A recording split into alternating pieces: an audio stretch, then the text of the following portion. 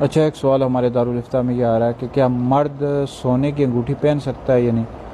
तो इस हवाले से याद रखें, मर्द सोने की अंगूठी बिल्कुल भी नहीं पहन सकता। ये मर्द को सोने की अंगूठी पहनना नाजायज़ है। तो मर्द के लिए यही है कि वो चांदी की अंगूठी पहने, और वो भी 4.5 माशे से कम हो, और उसमें एक नग होना चाहिए, नहीं एक नगीना होना चाहिए। और औरत जितनी चाहे सोने की अंगूठियाँ पहन सकती है, और औरत को इजाज़त है, लेकिन मर्द को सोने की अंगूठी पहनने की इजाज़त नहीं है।